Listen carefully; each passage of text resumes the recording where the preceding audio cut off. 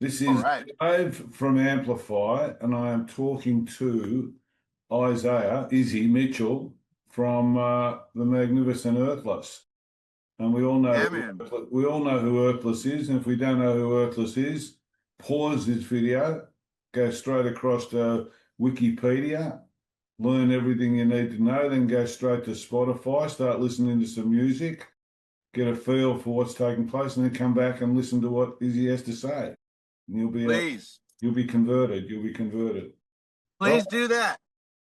He's eating. He just got out of prison. He's been in prison for the past 5 years, and they didn't feed him, so he's just got no money. He hasn't just got out of prison. He's Coming back to life. coming back to life. He's got coffee and a what is that? Is it a pie or pasty or something, or is it a Yeah. is it a savoury? It's like no, it's sweet. It's like your traditional Australian pasty. Yeah, it's more jelly filled. Do you call them pasties over there? No, Mm-mm. just vegetable pastries or something. Yeah, or pies, but that's not a pie, obviously. No. All right, here we go. How'd the band come together in San Diego? Absolutely magnificent San Diego. How'd the band come together in San Diego back in 2001? Where did it begin? Okay, well, I worked at a guitar shop in a town called Encinitas. The store is called Moonlight Music. I worked with a guy named Scott Bartoloni who was in a band. He was like a local legend, and he was in a band at the time called Ikatawi, which is a legendary San Diego band. And Mario played drums. I was 16 at the time that I started working there. So I met Mario pretty young. And then Mike, our bass player, he was friends with Scott, and he would come and visit. Like, everyone would go to that guitar shop. It was one of the coolest shops on the planet. Like, I'm not kidding. It was a very respected, revered guitar shop before the internet. It was amazing. Just to break in, we had one here in a place called Ringwood back Okay. 40 years ago, 45 years ago. It was called Helmets. It had a sale once a year, and at that sale, the combi vans and the vans would be lined up for miles. Oh, wow. It was so renowned because their sales were just legendary. So I can understand how a music shop can be pretty cool. Yeah, I mean, sorry for my steering wheel. Music shops, man, are it's like record store. That's where you meet your people. That's where you meet your like-minded folks. That's where you meet, musical soulmates or whatever. Like, Absolutely.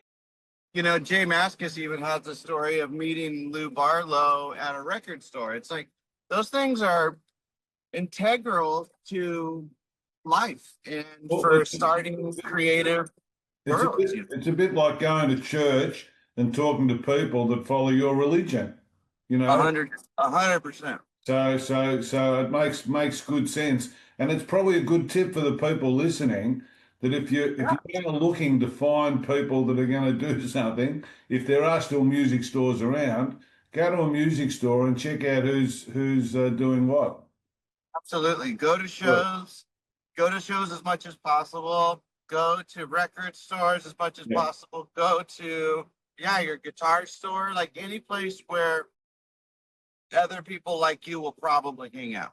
That's what's important. So so I worked there and I met them. I was a young kid. I was 16, wearing braces, really dorky. I wasn't as cool as Mike, Mario, and Scott who worked there. I was a nerd. I was a totally different dude. Scott taught me a lot about the scene.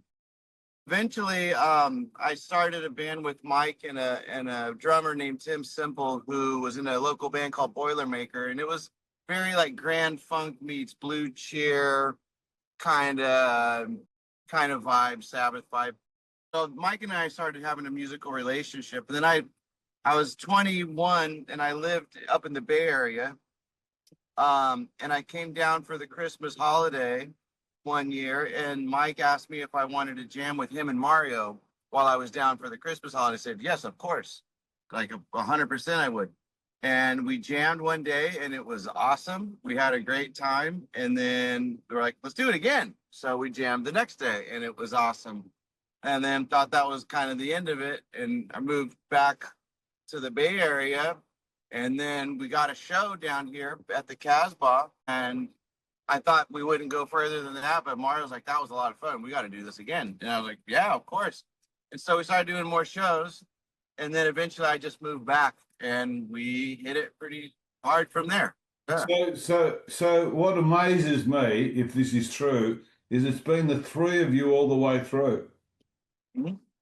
Just been the three of us. I mean, I had interview lots. I interview lots and lots of people, and so every time I do some research and all that sort of stuff, some of these people, sure, they've been together 30 years or whatever, but 20 years is a long time, and they've got 2 years of this, 4 years of that, 3 years. This member comes in, comes out. There's a whole litany of people that have come through the band. I mean, the three of you must be pretty tight to not have got to stages where enough already. Yeah. I mean, we've had our moments, of course. I think everyone does, especially for any length of amount of time like that. I think one thing that has helped us is like we've done different things. Like Mario's done different things. I've done different things where we kind of take a pause, but then we'll come back.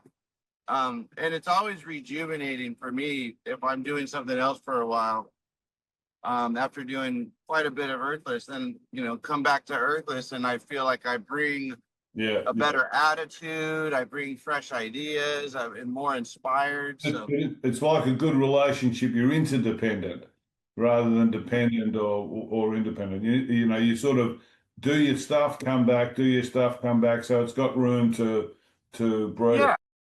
Yeah, and I mean, like, I have been dependent on Earthless. I think we all are, especially, I think, financially to an extent, because we've gotten to a point where that's, it's like kind of our main source of income for the three of us. I mean, it's just what it is right now. So we do have, we rely on it, but at the same time, we're in a position where we can rely on it, but have the freedom to do other things as well, which is really important. I'm really grateful for that being the case right now.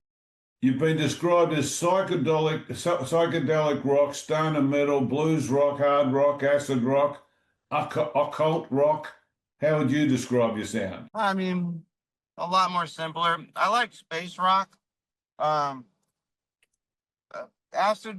rock, psychedelic rock. To me, that makes more sense. Okay. And the fans, you've been going 20 years. Why do you think they've resonated? Is it the music? Is it the performance? Is it a combination of both? Why do you think the fans keep turning up? I mean, definitely a combination. For me, we're a live band, and that's the best to experience us. But there's a lot of people that have never seen us live, and they just get off with the records. And that says a lot to me. So the music is translating there. But yeah, I'm not sure exactly what it all is. I'm just, I think they sense that it's honest and we're all competent, enough on our instruments. And maybe we write interesting enough stuff. But I mean, I think people that see us live, there's a lot of people that have seen us a lot live. They've seen a lot of shows. And I think that's a good thing, because that's where we are our best. I mean, on a good night, a live Earthless show can be pretty amazing. Like, I feel like confident saying that. It's like when we're listening to each other, we're playing off of each other. Well, it makes things interesting and exciting. And that's for me, like, one of the most important things about live music is like hearing bands like really play off of each other. Like, not saying we're jazz, but like listen to like how like the excitement of jazz music. Like if you listen to Coltrane or Miles Davis, like there's just so much going, and they're playing off each other. They're listening. To me, that's very, very exciting. Or listening to the Allman Brothers, like a live performance. Like the studio's great, but damn, don't they like go places? And everyone's got some, it's not so much genre specific, because you can like his genres, but you can listen to different people, and that performance just is, mesmerizing. I did the same with Screamo. I hate Screamo, but one of the guys that was in a band, he called me, he said, "Can you come on down, have a look?" And I came on down, and it was fucking, I had to put in the earplugs and that. But in sitting there, I could see the melody. I could start to pick up the melody, and I could start to see the traditional performance element rather than just this haphazard everyone shaking around and yelling out the top of their voice. And so if you take the time to consume it, then you'll definitely get what's going on. Absolutely, absolutely. When you turned up to the record store, who were you listening to? Who were the inspirations for you? Who are the bands that sort of made you want to play music? At that age? Yeah, well, it doesn't matter. It can be at that age and even now, whatever. I mean, for me, a lot of blues. Starts with like Muddy Waters, Howlin' Wolf, and Robert Johnson, Charlie Patton. Those were massive influences. Howlin'.